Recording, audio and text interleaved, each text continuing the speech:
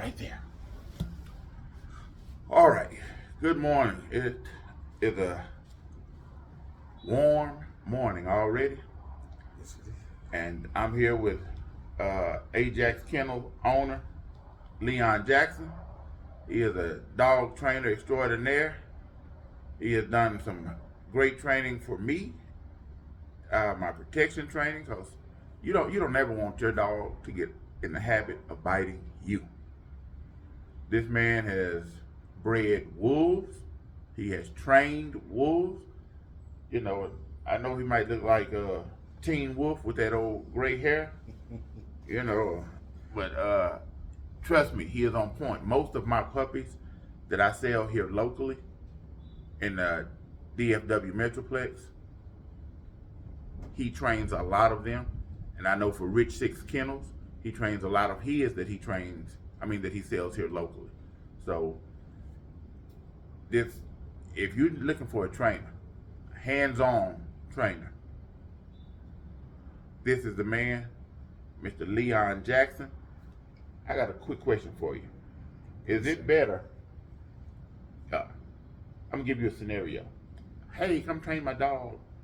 We work out the logistics, we work out the finances, and you come over to my house. So Leon actually will come if you're centrally located to where he lives.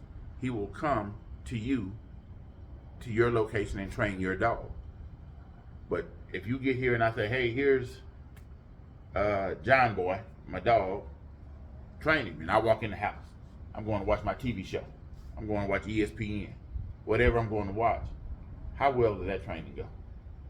Training goes actually well for the dog. But What do you mean?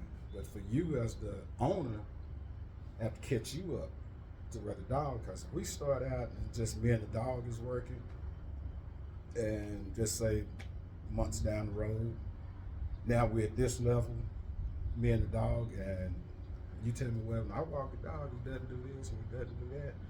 But the training actually consists of the dog and me actually teaching you how to handle the dog. So the owner needs to be trained.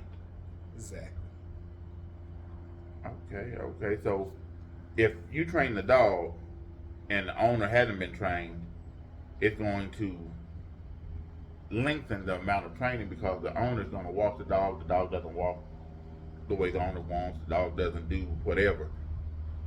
Mainly that's because the owner doesn't know what he's doing with that dog, that particular dog. Yes. Okay, I understand that. Now, my next question is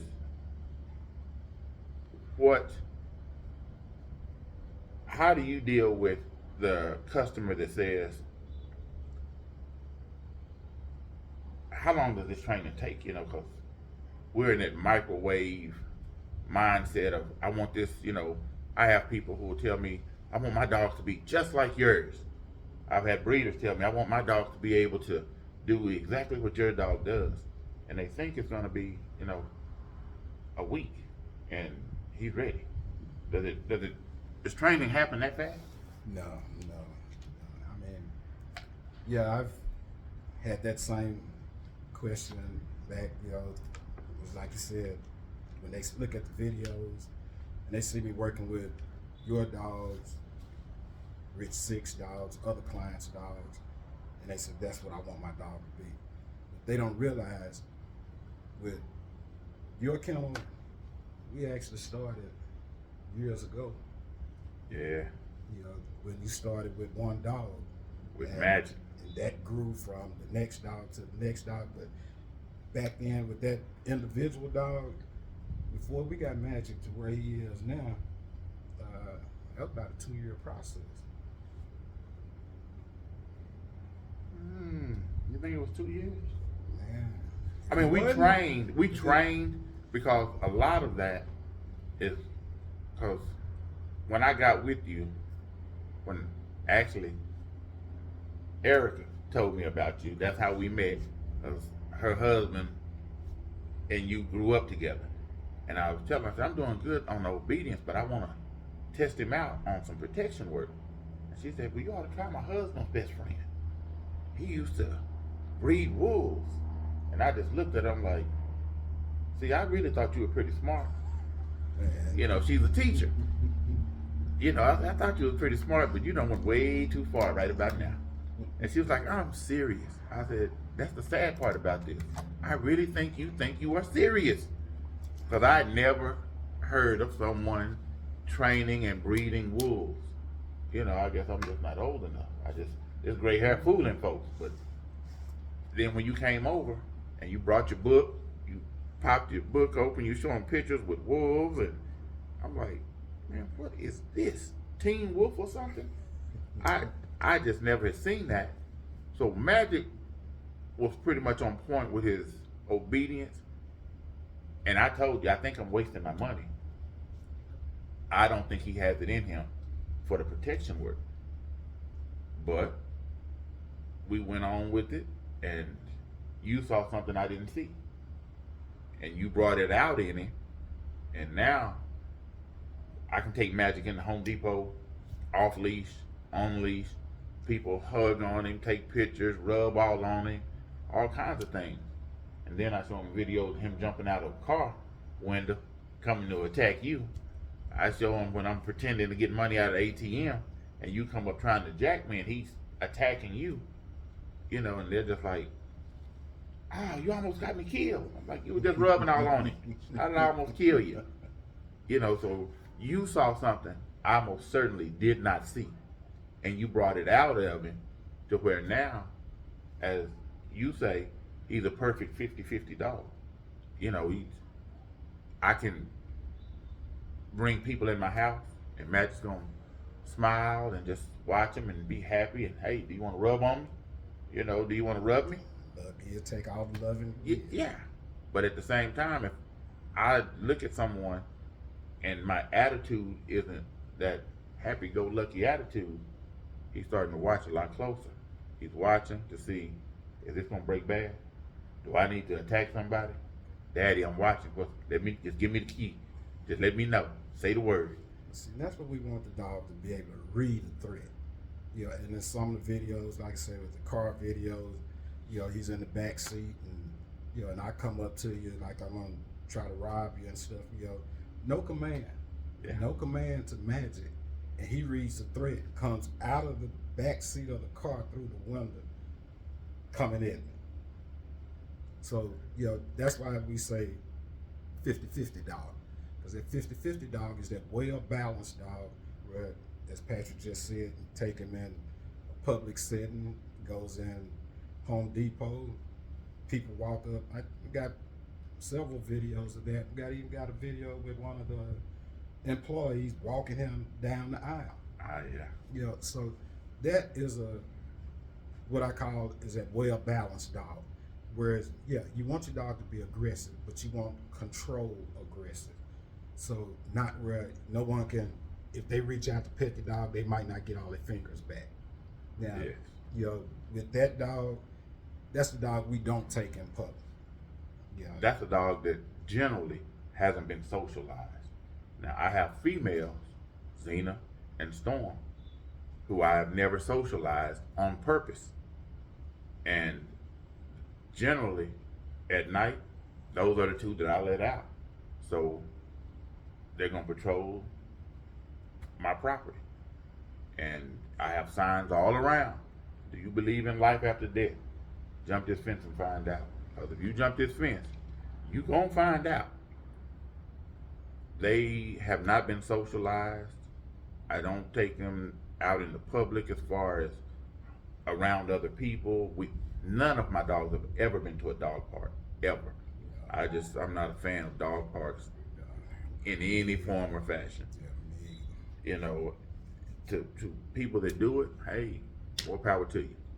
I know my dogs, and I know they're not gonna go for another dog jumping on them that they don't know, and all. It's gonna be a problem. So we avoid all that. Period. And let me just throw this in. This won't cost you nothing. This is free. If you pick up your puppy today, 8 weeks old, your puppy is not ready to go to the dog park. I know you're happy, you're proud, you want everybody to see your beautiful puppy. your dog is not fully vaccinated. When you leave my kennel, your dog has had 2 shots. They need 3. I give them on the 5th week and the 8th week. You have to wait 3 more weeks to get the 3rd shot, and then 2 weeks after that before you can actually take them out in the public. Parvo is real. It will kill. I have a guy I went to high school with. He didn't take his to get that 3rd shot when he called me and told me the dog had parvo. It was like a month and a half, 2 months later, and that cost him over $6,000. They said if you'd have waited just almost a second later, he wouldn't have made it. And it cost him, the dog did not cost him $6,000. Saving him from parvo cost him over $6,000. So parvo is real and it does kill. When I tell you, do not take your dogs out in the public. Keep your dogs out of your front yard. If you don't know what animals are running through there, if you don't know if there's animals running through your backyard, don't let your dog go back there until they're fully vaccinated. I'm gonna get off of that. It's just that irritates me to put your dog in jeopardy that way when it can be prevented. I know you want everybody to see your dog. You think you have the best looking dog in the world, and you probably do, especially if you got it from me. Well, the big thing with that is dog parks. My main reason is the parvo, but here's the deal with dog parks. You take care of your dog, make sure your dog gets all his shots. This person over here takes care of his dog, or she takes care of her dog. This person over here never spent a dime on shots. Right. You know, so you got 50 dogs in a dog park. Half of them may have been taken care of by their shots. That other half, it's a gamble to me. It's a Very gamble much so. I'm not willing to take for as what I've invested into my dog, and then to lose my dog very quickly, especially if it's a young dog. So parvo takes the young dogs a whole lot quicker than it does the older dogs. Now they've got the immunity system set up and stuff, you know. But that's my take on the dog parks and stuff, you know. I'm right there with you, and I don't even want to go in depth into this one, but brucellosis at a dog park, all it takes is one dog, and man, it'll wipe out everything there. Yeah. But I would like to just speak up today. I saw a post early this morning and I reposted it. You know, I'd rather waste my money versus wasting my time. Wasting my time. You know, one thing I've noticed, the older I get, the less I like to waste my time. I can't get that back. I don't care what I do, what you do, because it goes for you too. You can't get your time back. And you have these breeders I tell you, breeders start liking that post immediately, because you'll say, hey, I have a pup, I have pups, a litter, whatever, available. Serious inquiries only for the future or potential customers. When they say serious inquiries, that means they expect and they want you to have already talked to your spouse, have already done your research to know approximately what the cost would be and what you're willing to spend. When you contact the breeder and you're, oh yes, I love your dogs, I want to do this, I want to do that, and then you decide, oh, hey, I got to talk to my spouse. Oh, hey, I got to make sure the moon, the sun, and the earth, and the dirt, and the air are aligned. Don't waste my time. If you just want to talk Corso, you can call me and we can talk hours. I talk to people who tell me, I know I'm not going to buy a dog. I'm not. I don't have the money to buy a dog that long. But I just like to know about the breed. And I've talked 2.5 hours on the phone with the person. I have no issues just talking about the Corso. I absolutely love talking about Corsos. I don't like, to me, that's not a waste of time. That's like the lady who loved watching Young and the Restless or flipping channels. I love talking about Corsos, so we can do that all day.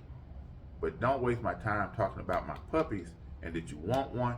I had one guy, every litter I have, he'll come on there now, he'll just put a smiley face.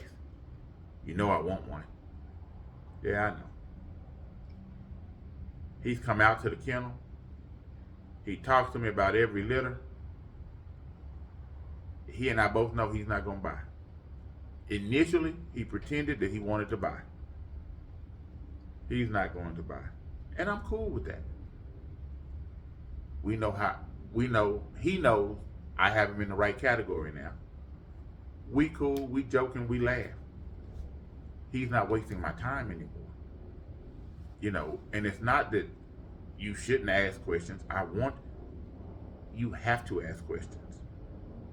Too many breeders are just saying, do you have the money? Here you go. That's a terrible thing. I get called way too many times. They Google me and they say, Pride and Poise, are you a rescue kennel? No, I'm not. I'm an actual breeder. Well, I have a dog, it's anywhere from 4 to 2 years old, that I have to rehome. And I ask, what do you mean by rehome? I got to get rid of them. Are you trying to resell the dog? Yes, I can't help you. I'm not going to help you sell your dog. I give a 2-year health guarantee. I'm not putting my name on that. A lot of them, I'm not selling my dog. I just want to give him away because I don't have time for him. My situation has changed. The dog is too powerful. He's too strong. I didn't know it would be like this. That's the biggest excuse that I hear. I did not know it would be this way. I did not know he would take up this much time, and he wants to spend all of his time with me, and he hasn't been trained, and now he's tearing up the house. Your breeder should have went over all that with you. So breeders, we have to step up. Educate the customer. Educate the customer. That is crucial because we're ruining our own breed. This is what you say you love. We are ruining the breed by not training and educating the customer. We have to step up. Mr. Jackson, I'm gonna get off my soapbox now. Mr. Jackson. Yes, sir. Tell me about them, I don't even know what those things are called. It's not a Corso, but what's that you're breeding? As we were saying, you know, he's got jokes, you know. German Shepherds. Oh, okay. I didn't know. Yeah, you know. You actually have a couple, 3 available right now? Yep. Yeah, I got week-old litter. Yeah, week-old litter right now. And actually 8 days old now. 9 days. Yeah. Great looking pups. They really are. Lord knows they have very strong lungs. I hear them quite well when we on the phone. Yeah, they be talking. So yeah, that's Fendi and Blades litter. First litter. Sasha had a litter 12 weeks ago. Yeah, 12 weeks ago. So yeah, the breeding game is the breeding game. How do you work breeding and training? Because I was doing a little training when the breeding started happening. I had to shut all that down. I'm just a breeder. It actually works me instead of me working it. So, because that, I mean, each one of them is time consuming. Breeding, that's gonna take 110% of your time. Training is gonna take 110% of your time. So right now, with me, pups on the ground, so my training is basically came to about 75-80% stop, halt. That 20%, those are my clients that come to the house. I think it would be easier. I don't want to find out, but because I've gotten real accustomed to not trying. Sad to say, but I think it would be easier if it was a 2 or 3 man crew. Oh, most definitely. When it's just you're a one man show. You're one man. Yeah. You got. I don't care how much you do. Each second that goes by, that's the only second you get. Yeah. So that your time is consumed with, and people think when you breed, it's gonna be so easy. Put the dogs together and poof, there you go. You have a litter, and the female's gonna take care of them, and when they get 8 weeks old, hey guys, I have them. Come get them. You know, if a mom has 8 teats and she has 13, 14 pups, get your bottles ready, because now you got a bottle feed every 2 to 3 hours, and they don't get off of that, you know, until they're at least 3 weeks old, to where they can start eating something else, you know. And that's just, man, you talk about time consuming and no rest, and then everybody wants a discount, but they don't realize how much work you put into it. And then just the natural breeding, especially if you breed outside of your kennel, it's tough getting the dogs to actually lock up sometimes because of their aggression or the male inexperience, and the female gets frustrated that he doesn't know what he's doing. That Sky, she's a nightmare for me. She beats up every male stud that shows up, all but Ace. Ace is, well, Magic. Actually, Magic has 2.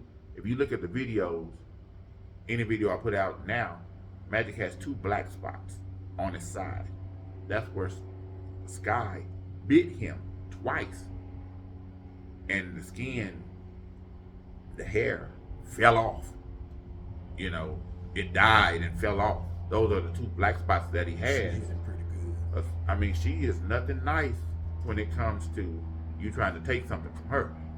She, no sir. She's something special. Back to the early stages of breeding. The biggest part of the work, as you touched on, is the feeding.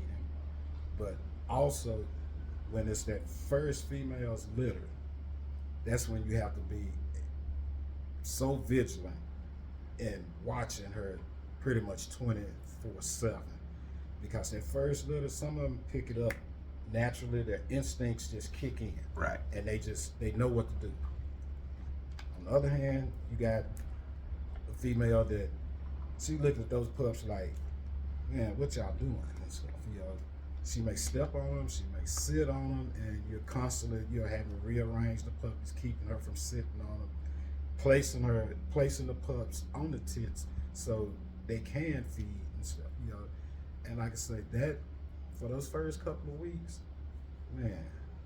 And it could take up to 2 weeks for the puppy's eyes to open. Exactly. You know, so they're just going off of smell and sound to move to where the mom is. They don't know, hey, she's about to sit right on top of you. She's about to lay on you and crush you. Yeah. You know, so it can get real crucial. And It once can you get real that, crucial. You get a female that knows what she's doing, and with Fendi right now, okay, I'm weighing the 2 litters between Sasha and Fendi. Sasha's running circles around Fendi as a mother. You mean Fendi's running circles around Sasha? Yeah. See, I've been up a few hours of sleep last night, so I'm still a little groggy. But man, yeah, that's, you know, and then when you get that female that actually does her job, takes a big workload Off you. You as the breeder owner. Let me ask you this. When you have a female that's in heat or pregnant or has puppies, especially when she has puppies, what do you think about letting another dog in there with her, with her puppies? big no. Huge no. Yeah, that's gonna cause some issues because the motherly instinct is gonna take over and stuff. They can get along 365 days out the year, but when it comes breeding time, she gets on her cycle. She actually has puppies.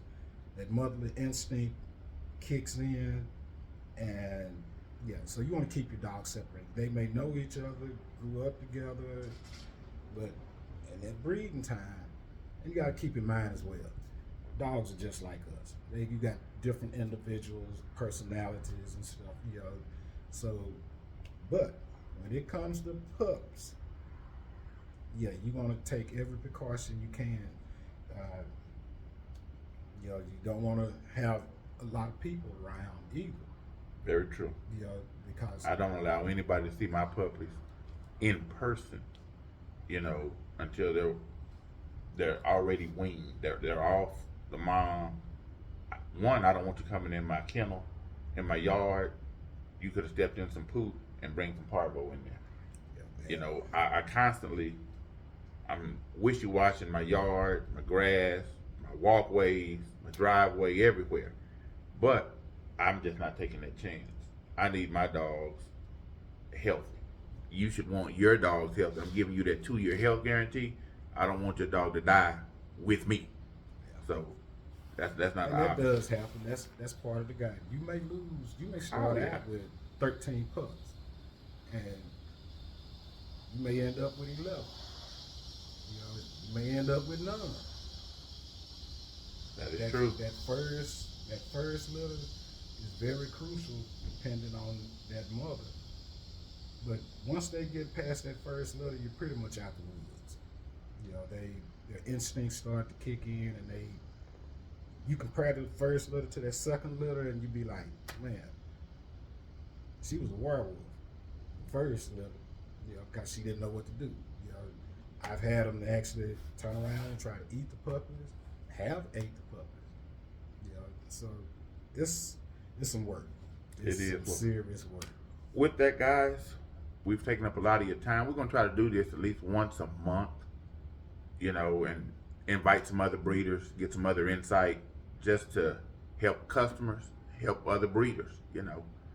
So, with that being said, Mr. Jackson, you got any parting words, or you good?